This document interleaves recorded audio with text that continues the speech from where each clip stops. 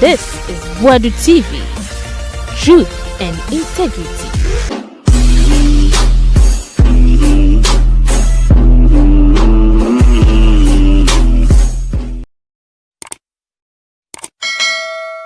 Body TV. Na after say defeated by the MPP no. Nipa bebre na kasada fa. Paul Adom Otchere finally will break his silence on that. Na wakasa de afa azoka. Church awode ma afanyo sesen kobeto no ewo NDC. Omo office ewa akote ho a ekobekunu no. Ose azoka pa die. But in himself afanyo so reply ni say azoka ne boys aye azoka boys die. Mo say mo mu dia no. It's ono anya the first time itanya no one no nsuro bia afanyo reply awode ma azoka no.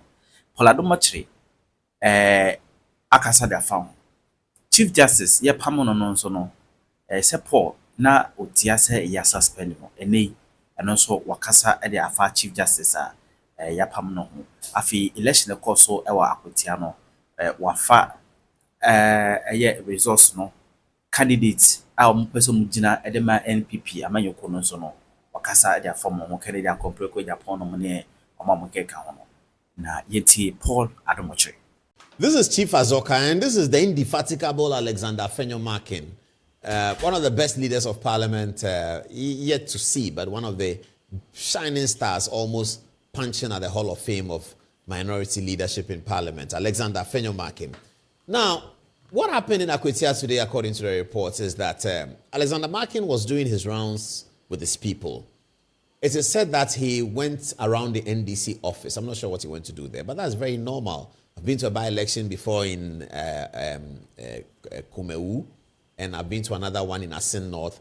It's very normal to see cross-party people visiting the offices to go and have a chat and ask them, how are you doing, teasing them that we're going to beat you, we'll beat you. And when we went to Asin North, I saw Adom Otchere with Osafo Mafo punching his stomach and saying that, we're going to defeat you people, you think that you can take the seat from us. And they had those pleasantries. So I'm not so sure what the offense is if Afenyo-Markin was going to the NDC office. But Chief Azoka said that if he had met Afenyo-Markin at the NDC office, like Afenyo-Markin, there will be a by-election in his hometown because he was going to kill him. Well, lad, they go do by-election in hometown. Why? Why are they going to do by-election at Afenyo-Markin's hometown? Because he can't fear, who also can't fear. What's the meaning of that? What's this? Why are we... If it's part of the excitement, it's okay. But if it's really serious threat of violence, then it undermines the democratic tenets that we have been fighting for forever. It's just not good. It's very, very bad. Chief Azoka, we beg you, we beg you, pa. This one, dear, we don't have strong. We don't have strong to fight you. You have strong. We don't have strong. But the strong is not the important thing for democracy. Democracy is you speak, I speak, and then we all obey the law. But if you have strong more than me and you are using the strong to bully me, let's watch Chief Azoka again. Look at his demeanor. Watch Chief Azoka again. Have a look. That rush come here. That we will go do by-election at Afenyo-Markin house. Here is not the parliament. Here is a free and fair field. What will be your message to your members, NDC? Everybody to do ready. If they can't fiang, we should come fiang. He where he go lost too much. Well, lad, they go do by-election in hometown. How should they be ready? They are ready for this. Democracy requires cool heads of leadership, and I like the way Afenyo-Markin responded. And I knew that the media were going to get back to him and say that, hey, Azoka says he's going to kill you, and see whether they can get some fodder for news. And perhaps he's going to get angry, because this can annoy anyone. He's going to get angry and talk. But look at the demeanor with which Afenyo-Markin answered. On radio and TV, do also well, I am not sama. As I am the onion Azoka boys, that one you mind there. Wobron Crofona, Okunkum Crofunti. I am the first time or threatened, but Afenyo-Markin ended by saying that he's not Osahini for anything. That didn't show up in the video. So this is what happened between Azoka and Alexander Afenyo-Markin. In your reckoning, who won? Will you give Afenyo-Markin 10 and Azoka 2? Or will you give Azoka 7 and Afenyo-Markin 6? We are marking them over 10. Tell me in the text messages, who do you think won the democratic exchange. So we know who won the election. But why did the MPP lose an election that the exit poll from Musa Dankwa suggested that they might be able to win? We think we found out why they lost. But let's first look at the Musa Dankwa analysis. If it's ready, I hope it is. If it's ready, we can put it up and then assess it. The earlier announcement. Okay, so this is NDC's Boadu will win Akwetia by-election by at least 53%. Musa Dankwa predicts. So this was the first prediction by Musa Dankwa. There's no date here, but I think 2nd September. Okay, I don't know. That's today. That's today. Anyway, so I'm sure that Ghana Web was reproducing what Musa Dankwa had said. NDC's Boadu will win Akwetia by-election by 53%, says Musa Dankwa. And then let's look at the exit poll. Aha. So in the exit poll, Musa Dankwa put this up. Party affiliation, Akwetia exit poll. What is an exit poll, by the way? I remember many years ago, I was talking to a journalist and she said to me that she was not sure what an exit poll was and we had a big fight. Anyway, the exit poll is when people have voted and they come out and then you ask them, who did you vote for? Or which party did you vote for? And then they tell you, I voted for this party or I voted for that party. You have to trust that they are speaking the truth. In America, exit poll is very, very important because almost every voter tells them the truth and they are not afraid to share their voting preference. In Africa, because of our nascent democracy is still very new, and because we are coming from military coup d'etats and we are coming from don't keep quiet, if you say they'll come and arrest you, blah, blah, blah. And so people don't really vouch out and give the information that I voted for this or I voted for that. We all try to be neutral when we go into the poll. We don't want to say we are NDC or MPP. We just want to say we are nice, neutral people. There's nobody who is neutral anywhere. You can be MDC today and MPP tomorrow. That's very allowed. In fact, that is the independence of the voter. That today I vote here, tomorrow I vote here, depending on how what they are telling me. That's really proper democracy. When you get to that stage where you have 30% of voters who voted the last time to the left are voting to the right and vice versa, that's when you have real democracy. But here in our society, we are just getting there. So I was delighted that Musa Dankwa was able to put up an exit poll. This is the exit poll that he showed. NPP, 51% of people who were polled, he doesn't give us all the details, but people who were polled said 51% said NPP was going to win. 44%, well, said they voted for NPP, not NPP was going to win. They voted for NPP. 44% said they voted for NDC. Now, this is the exit poll that threw the MPP into the frenzy sometime around 3 o'clock, 4 o'clock, 5 o'clock, towards the end of voting when this exit poll came out today. Now, 3% of the people told Musa Dankwa that they were floating voters, and then the other parties were 2%, and the non-disclosed was 1%. So this exit poll suggested to the observers that the New Patriotic Party were most likely going to pick up the seats by something like 51%. Mr. Dankwa had predicted earlier that 53% was going to the NDC, but he gave the exit poll to the MPP. The results comes and the NDC has won very close to the original prediction. What do we do with this exit poll? What shall we say it was? Were the people telling him something wrong? Was he doing guesswork? What was the exit poll about? But ultimately, the NDC won. Why did the MPP lose the election and why did the NDC win the election?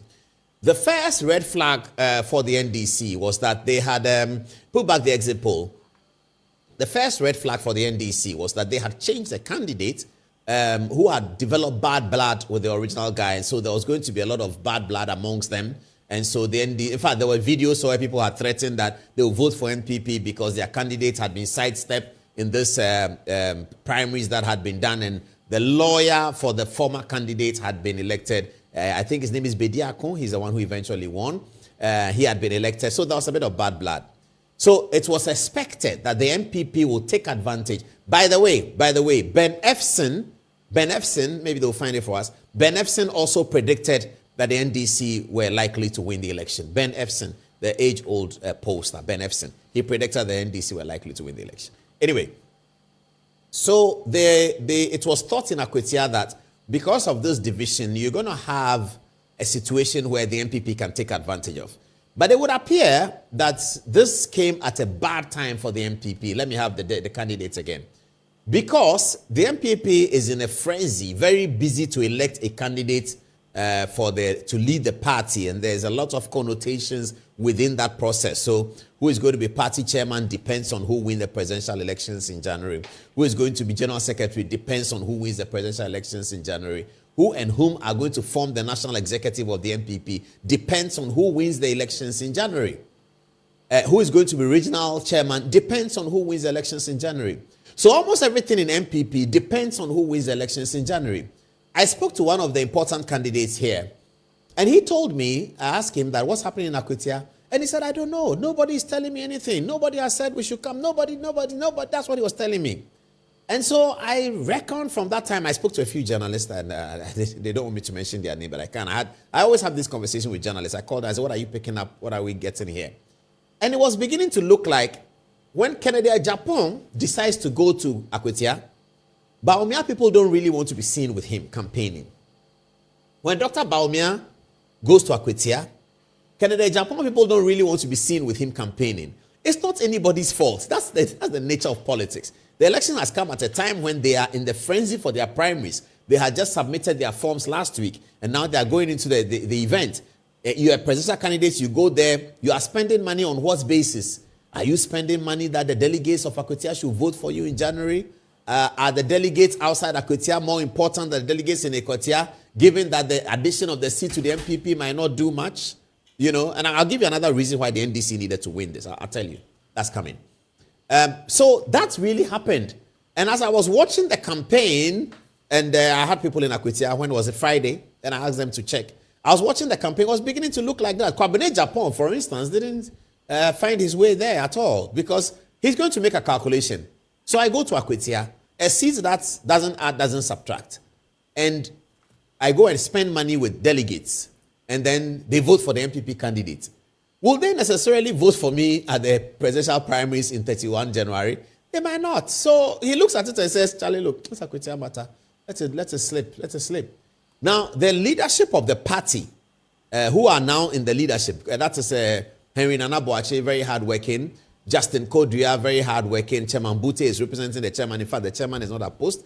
He's not feeling too well. So there are people who are challenging Justin Kodua. They want to become the general secretary instead of Justin Kodua sometime after January next year.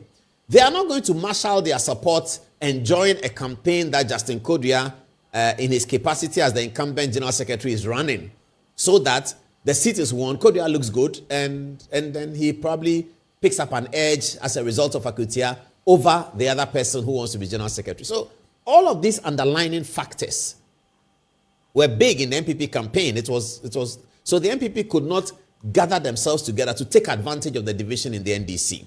And then you saw the NDC with the government machinery effectively used. Julius Debra, the chief of staff, went there on his own with the Eastern Region appointees. Johnson Asiedu Ketia and the rest went in. Now, they went in to fight, and they had the resources. The National Security, Richard Jakpa and co. were all seen in Akwetia. So this is the explanation from our perspective, and you can disagree with it. That's very fair.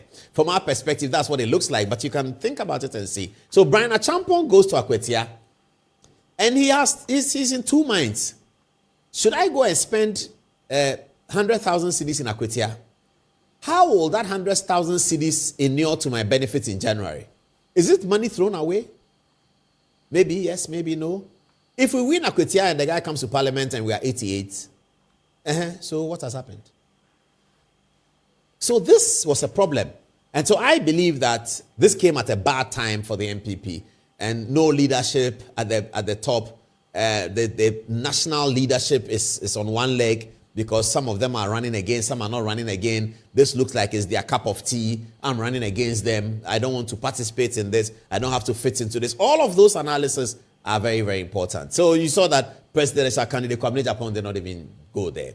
Dr. Mahama Bawumia did quite a bit of work there. He went there more than once. But if Dr. Bawumia is going, and he's not going as a leader of the MPP, and he's going as one of the candidates for January, will I join him if I'm in Kennedy Japan's camp? Will I say, oh, Bawumia is coming? No. So Bawumia goes with his people in Bawumia camp. Kennedy Japan goes with people in Kennedy Japan camp and try and rack up some support in some parts where he's confident that the delegates and the polling station executives are going to vote for him. So it was really a big crisis period, and that is why the MPP were hoping that NDC does not contest, because this was going very difficult. At the time when it's coming, it's very, very, very, very difficult for them. And that's what happened, and that's what reflected in the results, except that we still don't understand how the exit poll showed such a big lead for the NPP, and eventually by the time the results were counted, the NPP had lost the election. So what shall I say to these men? Okay, congratulations for all of you. Dr. Osei Aweduchum also went in there. He went to Akwetia to do his bit. But again, if Osei Aweduchum is going, Brian Achampong's people are not going to go with him. If Brian Achampong's people are going, they're not going with him. This one is going, this one is not going to go with him. But after January, they have one leader.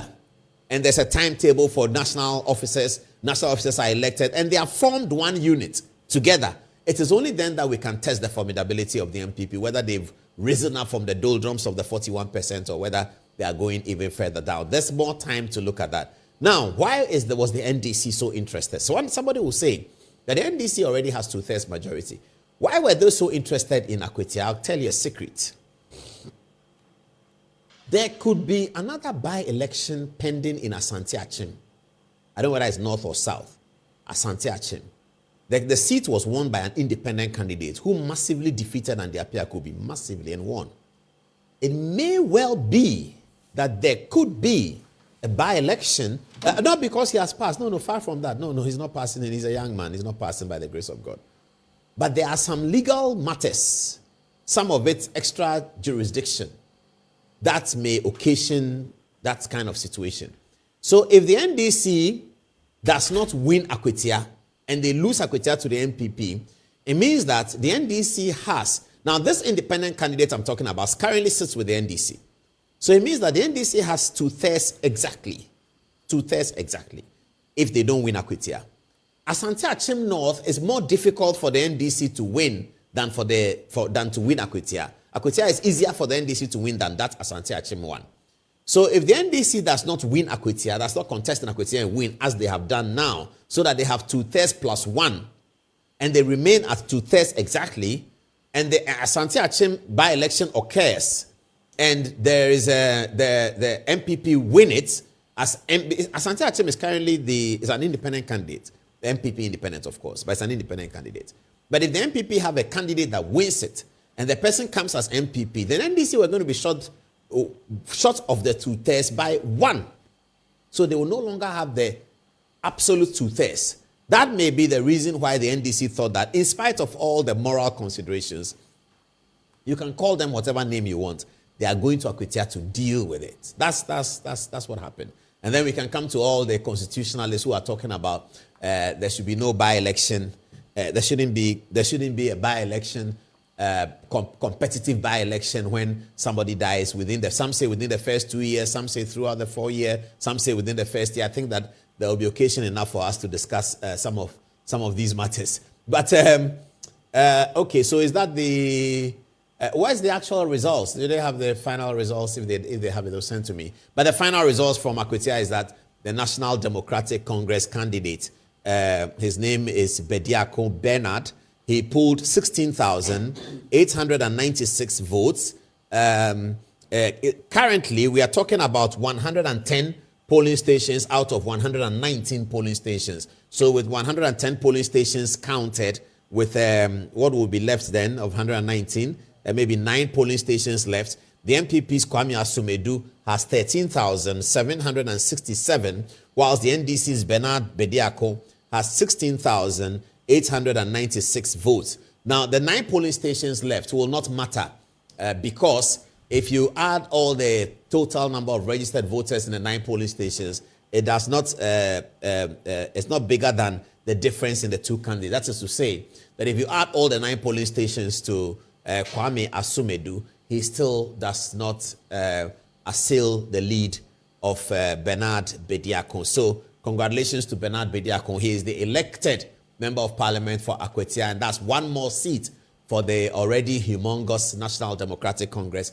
in Parliament. And so most of the things that Parliament will do in this 9th Parliament will be attributed to NDC. The good, the not so good, and all the other things will be attributed to the NDC. That's the downside of having a big majority. If parliamentarians go for car loans now, and is trumpeted by civil society and human rights watchers and corruption watchers, and they feel that there's a problem with the car loan, the general public are going to think that is an NDC problem. NPP had the same problem in the 2016 to 2020. Anything that went to parliament that citizens thought was not good, even if all parliamentarians were benefiting from it, it was always thought of as an NPP problem. And that's what is going to happen. When you have a majority, you always have to bite that bullet. But majority is very important for anybody in government. So yes, it's good. It's a good feather in the cap of the NDC. And that's why we praise them. Matter. And yesterday, we all heard the letter from the president's office accepting the recommendations of the Article 146 committee to remove the Lord Chief Justice, Gertrude Torkorno.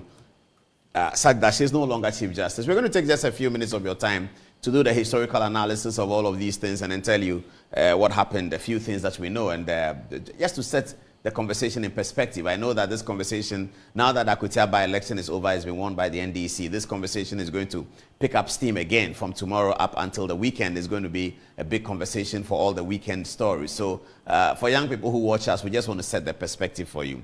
How has the presidency dealt with the disagreement with the head of the judiciary? It's important that in all constitutional regimes, and beginning from 1778, when Montesquieu wrote that book entitled The Spirit of the Laws, the issue about separation of powers, independence of the three arms of government, and some people add the fourth being the media, has become very, very paramount. And it's almost like a measure of how a democratic environment is working, whether the legislative arm is independent of the executive and vice versa, and the judiciary and all of that. Because there's always bound to be tension between the heads of these institutions. One wants something done. The executive has his role to implement policy. The legislature has its role to make law. But you will find that in checks and balances, all of them have a way of, legislature has a way of doing policy or shaping policy or changing policy. The judiciary has a way of changing legislation by using, they call it judge-made law. And when there's judge-made law, it means that the legislature, the judiciary, is taking up the role of the legislature by making law. So these are, there are tensions there, and that's what really every constitution and the conduct of the constitutional actors is set out to delimit. Okay, so we look at, well, there was 1960, there was 169, 92, 2001, 2017, 18, 2023. Now we have listed in the history of Ghana where there's been these brushes that have happened between especially between the executive president and the judiciary. The first one occurred in 1963. What date was it again? Do they have the date? The date was 11th December 1963. There had been a bomb thrown on Kwame Nkrumah somewhere in Kulungugu in the upper region, as it was then called. And the people involved were some important people who were arrested. The foreign minister, Akwaje, was arrested. He used to be interior minister. At that time, he was foreign minister. He was arrested. Tewi Adamafiu, the information minister, was also arrested. The trial was known as the Tewi Adamafiu trial. After the trial, Akwaje and Tewi Adamafiu were set free. Others were convicted. His Excellency was not happy with it. So what did he do? He fired Sir Akukosa. Sir Akukosa was the same person who swore Kwame Nkrumah in during his 1960 event, but Sir Akukosa was fired. Nkrumah fired Akukosa for the ruling against the government in the Kulungugu. What happened was Akukosa chaired the panel that said that Tewi Adamafiu and Akwaje were not guilty of the offense of premeditated murder against the president. On 11 December 1963, they were summarily dismissed by the president. Then the constitution at the time was sort of quiet on it. So the president acted by removing Akukosa and then passed legislation. So we write it here. Nkrumah rushed a bill to parliament through his attorney general, the Honorable Col Swansea, seeking to gain the powers to fire judges at will. Subsequently, the parliament passed that law for the Osagyefo. So Edward Akufo-Addo was sacked, and also sacked was Kofi Adumoah Bosman and R.S. Blade. They were all fired as Supreme Court justices. So that ended one chapter. So when the Second Republic came, everyone in Ghana and those who wrote the constitution were eager to stop the president or the leader of the government from being able to remove the Chief Justice. So the 1969 constitution has no role for the president to remove the Chief Justice. It has no Article 146 process. In fact, the 1969 constitution went to the other extreme, where the leader of the government, the prime minister, can under no circumstance remove a Chief Justice. Nobody can send a petition.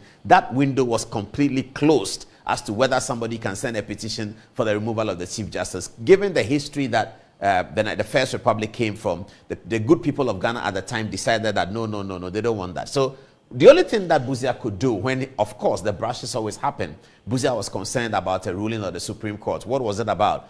Somebody who had been fired. It was thought that they were Nkrumah people, so the Buzia people took over and they were firing some of the important leaders of the Nkrumah people. They gathered 568 people. They call it the Apollo 568, and they were all given letters to go home. They were chief directors. One of them, Mr. Salah, decided to test the matter at the Supreme Court and said that the Prime Minister and the government cannot sack him. In the ruling, which Salah won, the Supreme Court justices, the case entitled Salah and Attorney General, the Supreme Court ruled by a majority, Philip Archer in the majority, EMP Sowa in the majority, Apalu, three of them for the majority, Justice Srebo and Justice Enin for the minority. They ruled in favor of the applicant that the Prime Minister cannot sack Mr. Salah. Buzia was concerned, but he didn't have the power to sack judges because the system had protected the judges through the provisions of the 1969 Constitution. So what did Buzia say? That's Justice Sowa here, that's Justice Apalu here. And then Buzia said to the general public that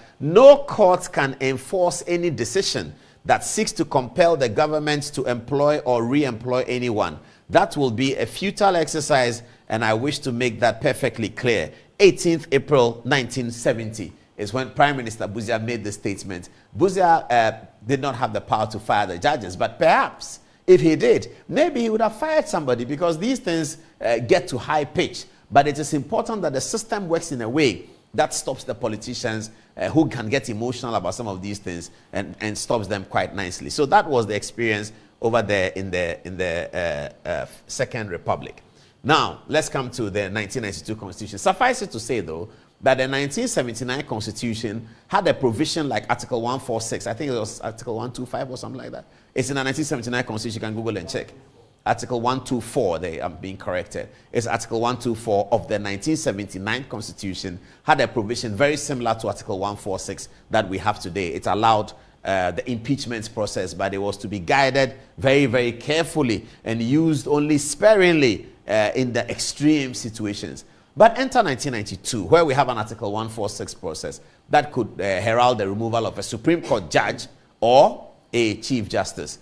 On 31st December in the 31st December decision, which was in 1993 actually, Fly Lieutenant Rawlings was unhappy with the ruling. What happened? The Supreme Court gave a verdict, a very damning one, a 5-4 decision in favor of the NPP, which had gone to court to apply that J.J. Rawlings' military coup d'etat that brought him to power, and which of course ended and heralded the 1992 Constitution, cannot continuously be celebrated under a constitutional dispensation. This was the case that was sent to court by Peter Adjete, may he rest in peace, former Speaker of Parliament, and at that time, a leading member of the NPP. He later became its chairman.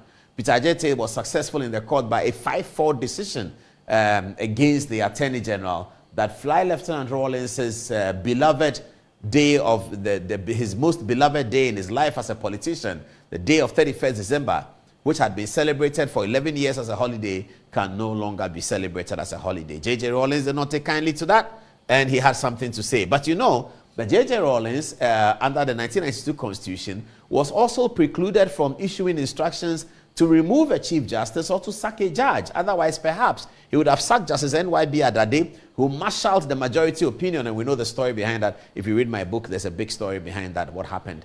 We'll get the book for you very soon.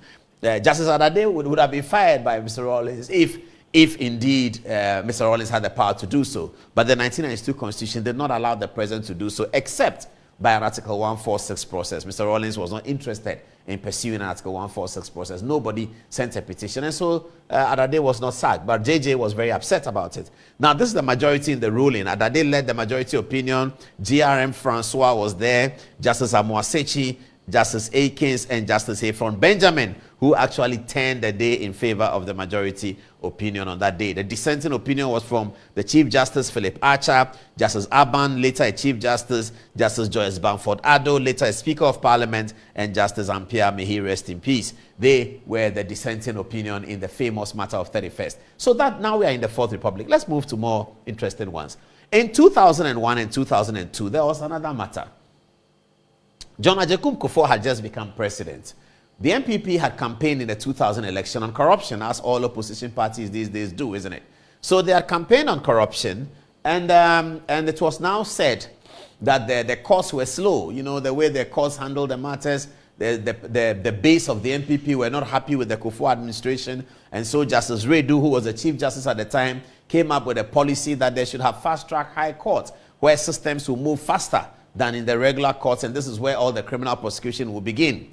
Mr. Chikata, who was at that time being prosecuted for causing financial loss to the state, through his lawyer, Professor Evio Dankwa, challenged the status of the fast-track high courts, whether or not they were properly, they had been properly assembled as courts, because there are processes by which courts are assembled by the Lord Chief Justice. The matter went to court, and with a 5-4 majority, the Supreme Court held that the fast-track high courts were not properly set up. John Mahama Kufuor was quite upset with the situation, and this was a big decision against the MPP. But here again, the 1992 Constitution does not allow the president to remove any Chief Justice or to sack any Chief Justice, except through an Article 146 process. So Kufuor's only window was to go for a review of the matter, which is allowed by the Constitution. In the circumstances at that time, there were 10 Supreme Court judges only. Justice Redu had instituted a practice direction where all judges will sit when the matter is being heard, and therefore just one judge, there were 11 Supreme Court judges, one judge was not available. His name is Lamte. He was not available to sit, and so the 9 sat. So Justice Lamte came back, and it will be 10 because an even number. Justice Afre was appointed from the Court of Appeal to the Supreme Court to give the number 11. On the review, the decision was overturned and the fast-track High Court survived. But this is how Kufuor reacted to that one. Then come important one to this one. Maybe we should cut this from here as well, producer. This is a very important one. So that's all being talked about now. So I think we ended with the history. Now let's get to the present. The Charlotte Osei matter has been a big conversation right now, so I like to deal with it. Now, the Charlotte Osei one, yeah? What was it about? The Honorable Charlotte Osei had been appointed by the NCC, had been appointed by President Mahama to be the leader of the NCC, National Commission on Civic Education. And she had done quite a good job. They had engaged her at that time in those days through the media. And I could tell, and anyone who engaged her could tell that she's a woman of ideas. That's you get that from Charlotte very quickly when you talk to her. She's a woman of real ideas. Now, after that, she was now appointed after Afarijan retired. And you know that Afarijan retired after the election petition of 2013, where it was felt that he was not able to discharge himself in a way that was loved by everyone before the Supreme Court. Nonetheless, he retired. And so there was a lot of tension in who becomes the next Electoral Commissioner, if you like, chairperson of the Electoral Commission. Charlotte Osei was appointed. Now, as soon as Charlotte Osei was appointed, there was a bit of constellation here and there, you know, within the MPP ranks about the person who had been appointed, and I took a personal interest in the matter. So I decided to talk to key MPP people. I'm talking about, this is about 2014, you know, to talk to important MPP people about why Charlotte Osei was a problem. And they told me something significant, and I share with you today. I never shared it publicly, even though I'm not going to mention names, but you can get the story. They said to me that they had been looking at the Nigerian election of 2015. If you know that Nigeria voted in 2015, we voted in 2016. They always vote. They are voting in 2027. We are voting in 2028. So the Nigerian election had delivered one of the purest elections in Nigeria. And so the Nigerian Electoral Commissioner, I can't remember his name now. Those of you remember, please send me a text. Professor something. He had become very famous, and he had been to Ghana many times. He had become very famous for delivering in Nigeria, where they thought elections were never free and fair, what looked like a stunning election that brought Muhammadu Buhari to power. The election had occasioned the defeat of Goodluck Jonathan, the incumbent president, who was very close to President John Mahama because their circumstances were similar. Both of them had become president on the death of their president from vice president position, had won elections, okay? And this was Goodluck. Sorry. So, again. So the MPP had taken notes from Nigeria. And this important MPP guy said to me that when they spoke to the Nigerians, they told them that the first and major, most important thing that was done was cleaning up the electoral register, closing it down and opening up a new electoral register, because they noticed that the difference between the 2011 elections, which Goodluck Jonathan had won, and the 2015 had a significant number of people removed from the electoral roll when the new voters register was compiled. So they thought that Ghana also had the same problem. And looking at the election 2013 petition, it appeared that the electoral roll had many major problems, isn't it? So they wanted also in Ghana, with the new electoral commissioner, to decide that we're going to do a new voters register. So they said their problem with Charlotte Osei arose when, upon attaining the job, one of the first things she said was that she was not going to tamper with the voters register.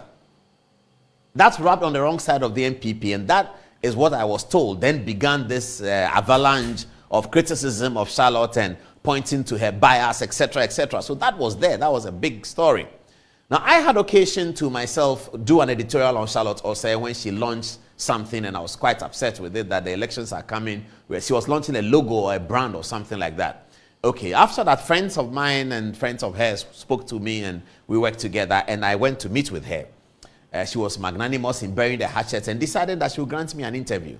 But by that time, the whole big issue about MPP's avalanche on Charlotte Osei was a real big deal. Every day in the news, every IPAC meeting, there was fights between MPP and Charlotte Osei, and Charlotte Osei would stand her ground, and MPP would say that she's trying to rig the election for John Mahama, and she had granted interviews and said that there's no way an electoral commissioner can rig an election. Charlotte was the first person to say that, but nevertheless, there was a lot of pressure on her. In fact, when she granted me the interview and I interviewed her, and I'm going to show the tape in a minute, I had to ask her whether she would vote, because this was the level of the tension within the Charlotte Osei and MPP NDC conversation, whether she was going to vote. Listen to what she told me when I had to ask her whether she was going to vote.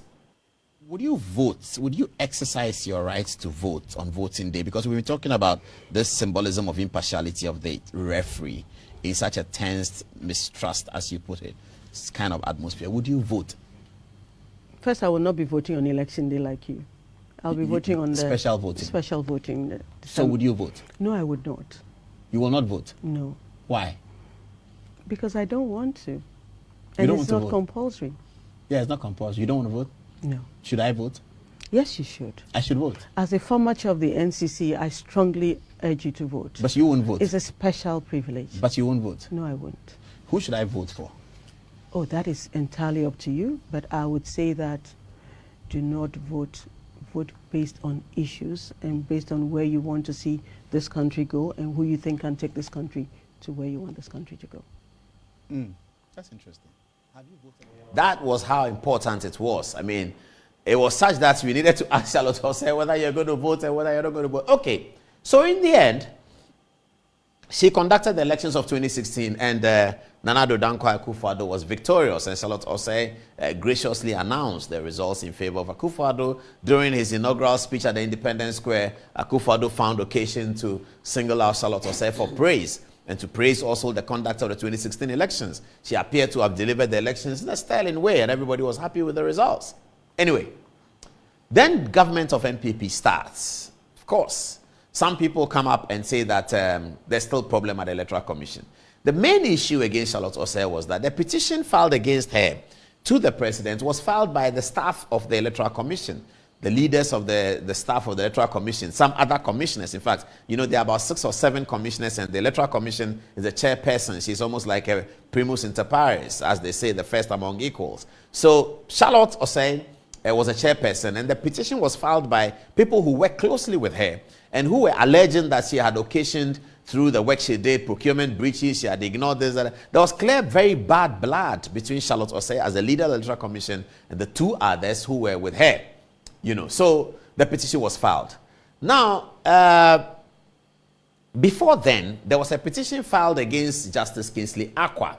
In the case of A.J. Chum, that sets the parameters on what happens when a petition is filed against a Chief Justice, because we have not even thought about it. The Supreme Court had to settle the matter on how the prima facie is achieved when the matter is filed and it's involved the Chief Justice. When an Article 146 process is filed against people who are not Chief Justices, either they are judges of the Supreme Court or they are leaders of the constitutional bodies, Commission of Human Rights, Electoral Commission, and etc., etc., those people, the petition goes to the president, and the president submits it to the Chief Justice, and then the Chief Justice will settle the prima facie. So when the petition was filed against Charlotte Osei, and the learning was still new in those days, whether or not President Akufo-Addo was going to make the prima facie decision, people who were close to Akufo-Addo said to us that if Akufo-Addo has to make that decision, he would likely dismiss the application because he doesn't like these things. He doesn't like, these processes. Anyway, but the new learning emerged from Ejechum that it's not Akufo-Addo who is going to make the decision. It is the Chief Justice. The Chief Justice, as I've said already at the time, was Sophia Ekufu. And so the petition went to Sophia Ekufu. Now, the supporters of Charlotte Osei, some of them were concerned that the petition going to Sophia Ekufu is risky and that they are most likely going to return a verdict of a prima facie has been made, and therefore the process should begin. Article 146 should begin against Charlotte, because it was widely rumored then that during his tenure as president of Ghana, John Mahama in the first term had on occasion recommended Charlotte Osei's appointment to the Supreme Court.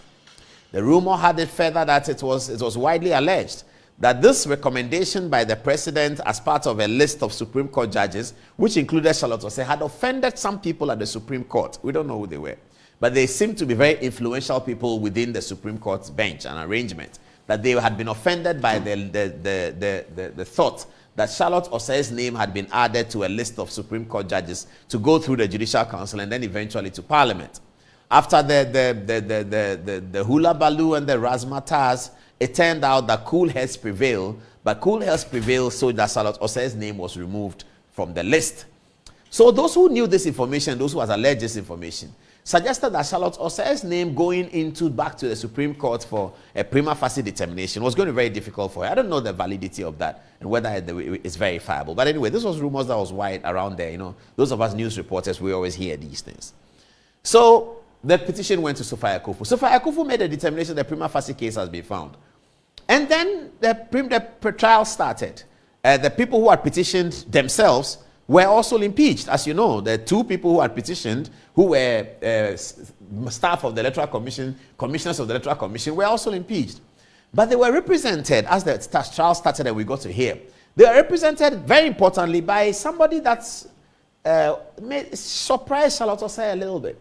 It was Mr. Maxwell Opoku-Agyeman, who had been a director of the Ghana School of Law. In fact, Maxwell had his own problems with the Ghana School of Law. It is rumored that he was removed as the director of legal education on disciplinary grounds, and friends of Charlotte Osei called that poetic justice. Maxwell Opoku-Agyeman was now the lawyer for the petitioners against Charlotte Osei, and Maxwell was mates with Charlotte Osei at Legon, and it's said that people who were their mates in the class called up Maxwell and said, "But why are you doing this? What's wrong with you? What's that?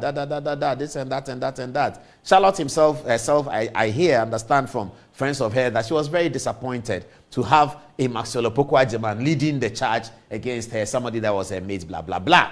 Anyway, so Maxwell was the lawyer for the people. Now, the case proceeded, and at the end of the day, it came out that the recommendation had been made. When the recommendation was made, new learning came up again from Ejechum that President Akufo-Addo has no role to play. Once the decision has been made, he has to just, announce the decision. That's really what it is. The only difference is that the committee make the decision, they send it to the president, and the president announces the decision. He doesn't do anything beyond that. That's the learning that was given to us, coming from Ejechum and those who are scholars and theorists of Article 146. Now, Charlotte Osei was removed. Today, we are hearing that what is good for the goose is good for the ganders. So you move Charlotte Osei, you move all of that. But the only slight difference that we like to point out, because we are trying to put out an intellectual document, is that Charlotte Osei was part of the executive. Her removal by the process was executive and executive. This one is a bit different. This is executive and judiciary. This is not the first time we are having that. If we flip our chart forward, we will see that in 2022-2023, a petition was received by President Akufo-Addo for the removal of Chief Justice Eni Yeboah. It was a petition received by some people. I don't want to go into the details, but we can if we have time later on. And the President Akufo-Addo dismissed the petition. It didn't see the light of day. There was no prima facie, blah, blah, blah. So that was the first time. No, that was not the first time. The first time was Justice Kingsley Akwa. This was the second time that a petition had been received by the president. Justice Kingsley Akwa's petition was in J.A. Kufuor's time, and this petition was in Akufo-Addo's time, both of them MPP era. So Akufo-Addo dismissed that petition. Then came another one. The tail end of Akufo-Addo's administration came another one for the removal of Justice Torkorno from Kweku Azar, our friend whose document we looked at the other day. Kweku Azar wrote to the president concerned about Justice Torkorno, and President Akufo-Addo went through the process, replied to the general public, sent the document to Justice Torkorno for her response, etc., etc., and Akufo-Addo dismissed the petition against Justice Torkorno. Now, today, a new petition has arisen. 3 of them arise against Justice Torkorno, and President Mahama has the petition. It goes to Council of State. A prima facie case is made, and the committee begin the hearing. There's a lot to say because Justice Torkorno, while the committee was being, the process started, felt so pained that she needed to break the ranks of the in-camera hearing and held a press conference to tell the general public and the world that there were fundamental human rights abuses in the process. She's a former Chief Justice, so she knows what human rights abuses are. She tried to get the court to listen to her. She lost at the Supreme Court. She tried to get the High Court to listen to her. She lost at the High Court, both on account of the fact that whatever she is going through has been designed by the Constitution to be in camera, cannot be public, and so she cannot be heard in public. That whatever case she has to make it in the case. Article 146 process is almost such that once you get in, you are out. You can't get in and stay in, and once you get in, you are almost out. So yesterday, we heard that the committee had finished their work and they presented the document to the president. The only concern was that they said they were presenting to the president one case and they will go on and hear the other cases. So they presented one case to the president, the first one about Daniel Ofori's petition. That's one petition. That petition, they were able to conclude that Justice Torkorno has fallen foul of the law and they are recommending to the president for her removal. It stands to reason, therefore, that the committee process cannot go on. But if you monitor the news yesterday, it appeared that the committee were reporting on one and they will come and proceed with the rest. But after they reported on one, and in that report they had made a decision that based on everything they have heard, that the presidency, the Justice Torkorno was out, that's the announcement President Mahama was going to make. So that announcement has come, and now people are dealing with it. And so we are going to show you how the general public has reacted. This is a beginning story. We're going to have a lot to say about it. Here is Justice Sophia Kufu says, allegations against Chief Justice did not cross the threshold. It follows that the committee should not have been set up. That's Justice Sophia Kufu. She says again that my honest and candid view is that this has so weakened the institution of the judiciary. This other one, Torkorno did not have a fair hearing. There should be others. Where are the others? There are other views on the matter. This one is Professor Asare commends committee for diligent work. This is Professor Asare, who himself had filed a petition against Torkorno earlier. He is happy with it. He is recommending the committee for diligent work. Are there others? There should be another one. I think there's Kweku and Sansari. There's Richard Delasky, who said something interesting that generated a lot on social media. He said the charade of hawks sitting in judgment over a chicken condemned beforehand may pass off as due process to the uninitiated. However, no reasonably competent mind is fooled, he said, and he signs on his name. That's a very interesting one. Then Mr. Kweku Sansari, who had been the director of legal education and an astute lawyer, also said that the removal of Torkorno in the process is correct and that the Constitution had done the right thing. So these are the matters that have been said about it, and this is our editorial on it. So, Aziz Al-Hassa says he's worried today not because of the removal of the CJ removals, but the fact that it gives room for it to be done in the future, which may not be far from today. Ghana, my happy home. Safiano Adam says, what goes around surely shall come around. The recent jubilation at the removal of the Chief Justice is profoundly concerning, rooted not in triumph of justice, but in the crude calculus of political tribalism. You celebrate because your party holds the power to orchestrate what bears all the hallmarks of a judicial coup, executed under a shirt of opacity. Benedanso comes with a quote for us from the philosopher Plato that says, good people do not need laws to tell them to act responsibly, whilst bad people find a way around the laws. Junior Akbar from Tamale says, Ghana is becoming a lawless country. How can you just remove the Chief Justice like that? President Mahama, what are you doing to this country? Ghana is bleeding. Adom Otchere says, what is happening to us as NPP will soon happen to the NDC. After Mahama's term, disaffection will set in. It's there that they will realize we understand politics more than them. Abraham also comes to say the NPP should not lose hope. There is more ahead. I believe still that we have 3 more years to win the 2028 elections.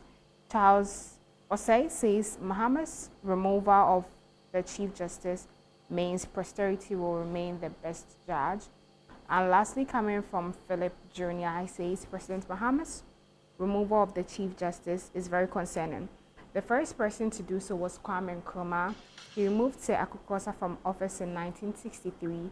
Until yesterday, no president in the Fourth Republican dispensation had assented to a petition to remove a certain Chief Justice from office.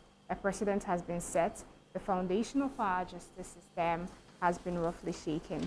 The floodgates to the disruption of our justice system has been opened.